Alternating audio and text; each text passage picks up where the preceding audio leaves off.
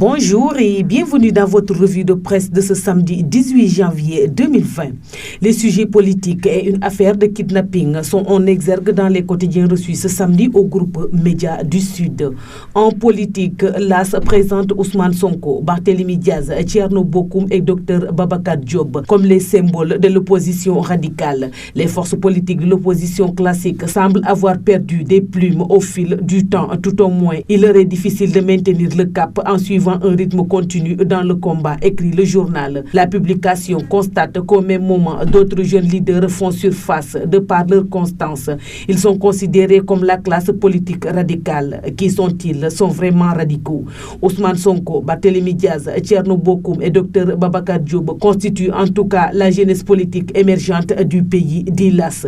Sud Quotidien de sa part se fait écho du symposium sur la hausse du prix de l'électricité organisé par les cadres de Rewmi. Le parti Rewmi rompt enfin le silence et prend position sur la question de la hausse du prix de l'électricité et celle relative à la mise en œuvre annoncée de la nouvelle monnaie éco. Écrit Sud qui affiche à la une Rewmi clash le maquis. Sur la question de l'électricité, dit Sud, le parti de l'ancien premier ministre, classé deuxième lors de la dernière présidentielle, déchire les arguments du gouvernement. Selon le journal Le Quotidien, Abdoul Mbaye défend la Cour de répression de l'enrichissement illicite.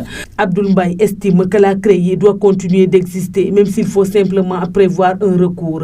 Le leader de l'ACT, Alliance pour la citoyenneté et le travail, constate que l'argent du politicien est très rarement licite, écrit le journal. La publication précise qu'Abdoul Mbaye, qui a effectué la prière du vendredi à la mosquée Moussanti de Thiès, réagissait au sermon de l'imam Tafsir Babacar Ndour. Abdoul Mbaye vote contre la suppression de la CREI selon Walfadjri. Les quotidiens, L'Observateur et Vox Populi mettent en exergue l'affaire de la mère de famille Koumba Kane, enlevée au quartier Keur Mbaye Fall dans la banlieue dakaroise, retrouvée vendredi à Touba. La kidnappée, retrouvée par la division des investigations criminelles, DIC à Touba. Selon Vox Populi qui fait état de questions autour d'un enlèvement qui n'en serait pas un.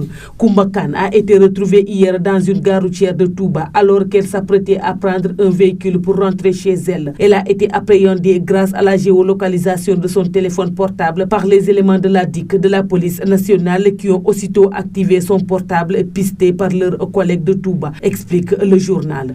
Dans L'Observateur, la victime explique comment elle a été quittée Keur Mbaye Fall et s'est retrouvée en pleine brousse à Linguère. Elle parle de ses ravisseurs, dont une femme et d'une autre jeune fille kidnappée et qu'elle a abandonnée dans la forêt, selon l'Obs qui fait état de zone d'ombre dans cette disparition.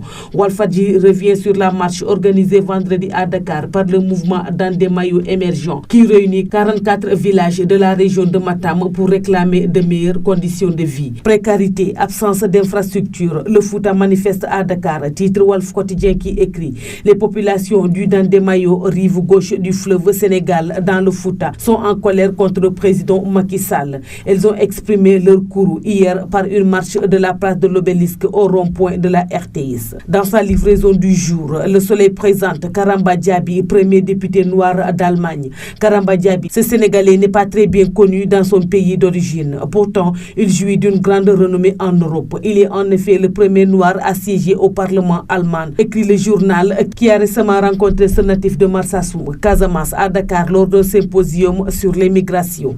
C'est tout pour la revue de presse parvenue à la rédaction du groupe Média du Sud. Merci de nous avoir écoutés. Quant à moi, je vous souhaite un excellent week-end et vous donne rendez-vous lundi. Au revoir.